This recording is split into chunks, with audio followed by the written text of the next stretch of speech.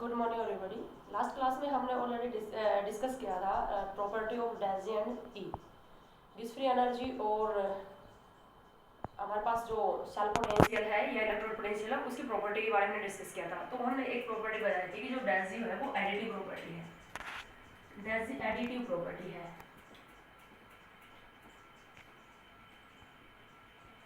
Additive property का मतलब है हम दो रिएक्शन को जोड़ेंगे, जोड़कर तीसरी रिएक्शन बनाएंगे, तो तीसरी रिएक्शन की जो डेजी आएगी वो दोनों रिएक्शन की, पहली दो रिएक्शन जिनको जोड़ के हमने तीसरी रिएक्शन बनाई है उसकी डेजी के, दोनों की डेजी के सम के इक्वल आएगी। बट जो हमारे पास ई जो है वो नॉन एडिटिव प्रॉपर्टी है। But E is non additive property, यानी कि दो रिएक्शंस की अगर हमें ई वैल्यू दे दी जाए और उनको जोड़ के हम तीसरी रिएक्शन लिख रहे हैं, तो तीसरी रिएक्शन की जो ई वैल्यू है वो दोनों रिएक्शन की ई वैल्यू के सम के इक्वल नहीं आएगी। जैसे कि हमारे पास एक क्वेश्चन है, ए कन्वर्ट इनटू ए पॉजिटिव प्लस इलेक्ट्रॉन। सपोज करो हमें इसकी ई वैल्यू दे रखी है, हमें इसकी जो ई नोट वैल्यू दे रखी है वो दे दी x वोल्ट, और हमारे पास एक और रिएक्शन है ए प्लस 3 प्लस 2 इलेक्ट्रॉन। इस रिएक्शन की ई नोट वैल्यू दे दी हमें, वो हमें दे दी y वोल्ट। अब हमें एक थर्ड रिएक्शन दी गई, जो थर्ड रिएक्शन है इन दोनों को जोड़ के हम लिखेंगे ए प्लस 3 प्लस 3 इलेक्ट्रॉन। इन दोनों को जोड़ोगे तो यही रिएक्शन आएगी, ए प्लस से ए प्लस कैंसिल आउट हो जाएगा, ये इलेक्ट्रॉन आपस में जुड़ जाएंगे। तो अगर हमें बोल दिया जाए find out the E note of this reaction, इस रिएक्शन की हमें ई नोट वैल्यू निकालनी है, तो हम कैसे निकालेंगे? एक तो आपको ये देखना है कि जो जिस रिएक्शन की आपसे ई वैल्यू पूछी गई है या ई नोट या ई सेल वैल्यू आपसे पूछी गई है, वो जो रिएक्शन है वो दोनों ऊपर जो जितनी भी रिएक्शन दी गई है उनके सम के इक्वल है क्या, उनका सम करने से आई है या नहीं, तो ये आपको देख लेना है। तो अब हम यहाँ पर क्या करेंगे कि यहाँ पर क्योंकि हम ये जो थर्ड रिएक्शन है ये दोनों रिएक्शन के सम से ही आई है, बट ई जो है वो नॉन एडिटिव प्रॉपर्टी है, तो यहाँ पर हम इसकी और इसकी दो जो ई वैल्यू है उनको सम करके नहीं निकाल सकते, यानी कि ये जो हमारे पास ई नोट वैल्यू है ये x प्लस वाई के इक्वल नहीं आएगी, x प्लस वाई के इक्वल नहीं आएगी ये वैल्यू। तो हम इसको कैसे निकालें, तो ये वैल्यू हमें कैसे निकलेगी? इसके लिए हम क्या करेंगे, जो डेंजी की जो एडिटिव प्रॉपर्टी है उसका यूज करेंगे।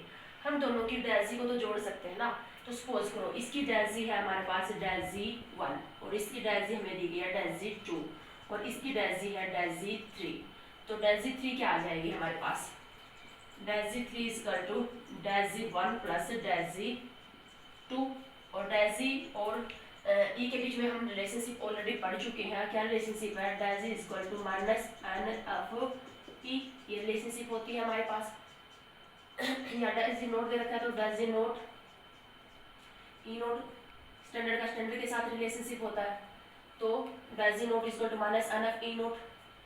तो हम क्या करेंगे, अब हमारे पास डेंजी 1, तो डेंजी एफ ई नोट 1, डेंजी 2 क्या जाएगी minus n F E naught 2, डेंजी 3 क्या, तो हमारे पास क्या होगा, इन दोनों रिएक्शन की डेंजी को जोड़ के हम इसकी डेंजी निकाल सकते हैं। तो del G nought 1, del G nought 2, del G nought 3, तो डेंजी नोट 3 इक्वल टू क्या जाएगा, del G nought 1 plus del G nought 2, और डेंजी नोट 1 क्या आ जाएगा हमारे पास n F E nought E1 मान लो इसको E1 और इसको E2 और इसको हम E3 बोल देते हैं, प्लस ये क्या आ जाएगा minus n F E naught 2, और ये क्या आ जाएगा minus n F E naught 3।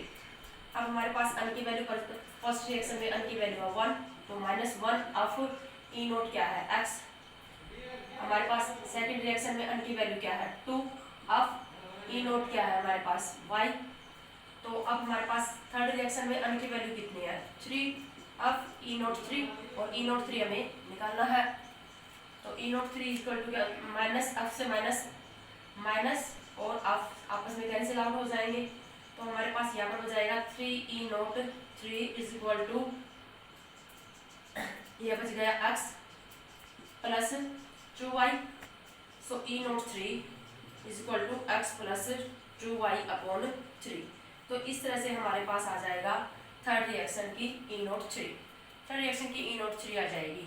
तो क्या करेंगे, हम डायजी की एडिटिव प्रॉपर्टी का यूज़ करेंगे। सभी जितने भी रिएक्शन दी जाएंगे उनकी डायजी ऐड करेंगे और नेट रिएक्शन की डायजी निकाल लेंगे। फिर इस तरह से हमारे पास क्या आ जाएगी, ओरल रिएक्शंस की रिजल्टेंट रिएक्शन की E0 वैल्यू आ जाएगी। इसी तरह से हमें एक और क्वेश्चन दिया गया है। हमें क्वेश्चन दिया गया है E0 of MnO4 negative ion to MnO2। MnO4 negative ion convert हो रहा है MnO2 में और इसकी E0 वैल्यू दी गई है हमें x वोल्ट। हमें दिया गया है E0 MnO2 कन्वर्ट हो रहा है Mn2 पॉजिटिव आयन में और ये दिया गया है y वोल्ट। उसके बाद हमें दिया गया है E0 MnO4 negative ion to Mn2 positive ion, ये हमें कैलकुलेट करना है। इसको आप ध्यान से देखिए तो यहाँ पर ये जो हमारे पास MnO4 नेगेटिव आयन से हमें क्या बनाना है, Mn2 पॉजिटिव आयन। तो MnO4 नेगेटिव आयन इसके फर्स्ट में और Mn2 पॉजिटिव आयन इसके लास्ट में। इसका मतलब ये जो रिएक्शन है ये इन दोनों रिएक्शन के सम के इक्वल होगी। देखो हम इस रिएक्शन को लिख लेते हैं। MnO4 नेगेटिव आयन को हमें किस में कन्वर्ट करना है, Mn2 पॉजिटिव MnO2 में। तो MnO4 नेगेटिव आयन कन्वर्ट करना है किस में, MnO2 में। और इसकी E0 वैल्यू जो है हमें दी गई है, ये जो E0 वैल्यू है ये हमें x वोल्ट दी गई है। अब यहाँ पर देख रहे हो तुम MnO4 नेगेटिव आयन MnO2 में कन्वर्ट होने के लिए कितने इलेक्ट्रॉन की इन्वॉल्वमेंट हुई है इसमें। मैग्नीज की ऑक्सीडेशन स्टेट है +7 और यहाँ पर मैग्नीज की ऑक्सीडेशन स्टेट है +4। तो कितने इलेक्ट्रॉन ऐड हुए हैं यहाँ पर, 3 इलेक्ट्रॉन +7 से कहाँ चला गया ये 4 में, 3 इलेक्ट्रॉन की इन्वॉल्वमेंट हुई है इसके अंदर। इसके बाद हम इसकी रिएक्शन लिख लेते हैं। MnO2 कन्वर्ट हो रहा है किसमें, Mn2 पॉजिटिव आयन में और इसकी जो E0 वैल्यू दी गई है हमें, E0 जो है वो हमें दी गई है y वोल्ट। तो अब हम यहाँ पर भी देख लेते हैं। MnO2 में +4 ऑक्सीडेशन स्टेट में है और यहाँ पर +2 में है, तो यहाँ पर इलेक्ट्रॉन का इन्वॉल्वमेंट कितना हुआ, 2 इलेक्ट्रॉन का इन्वॉल्वमेंट हुआ। अब इन दोनों को जोड़कर हम थर्ड रिएक्शन लिख लेते हैं। तो हमारे पास यही रिएक्शन आ जाएगी। इन दोनों को जोड़ोगे तो MnO2 से MnO2 कैंसिल आउट हो जाएगा। यहाँ पर क्या आ जाएगा, MnO4 negative ion +5 electron add होंगे, सेम साइड में है और क्या बन जाएगा, MnO2 से MnO2 तो कैंसिल आउट हो गया, ये क्या बन जाएगा Mn2 पॉजिटिव आयन। और इसकी E0 वैल्यू हमें पूछी गई है कि ये E0 वैल्यू क्या आएगी, ये E0 हमें कैलकुलेट करनी है। अब ये एडिटिव प्रॉपर्टी है तो हम इसको x + y के इक्वल नहीं लिख सकते, बट हम क्या करेंगे, इसकी डायजी और इसकी डायजी निकाल लेंगे और इसकी डायजी और इसकी डायजी के इक्वल हो जाएगी। तो इसकी डायजी मान ली हमने डायजी 1, डायजी नोट 1, ये आ जाएगी डायजी नोट 2 और ये क्या आ जाएगी डायजी नोट 3। तो डायजी नोट 3 इक्वल टू क्या आ जाएगा, del G nought 3 equal to del G nought 1 plus del G nought 2। अब डायजी नोट 3 क्या हो जाएगा, -n ऑफ E0। n की वैल्यू कितनी है 5, इसका भी -n ऑफ E0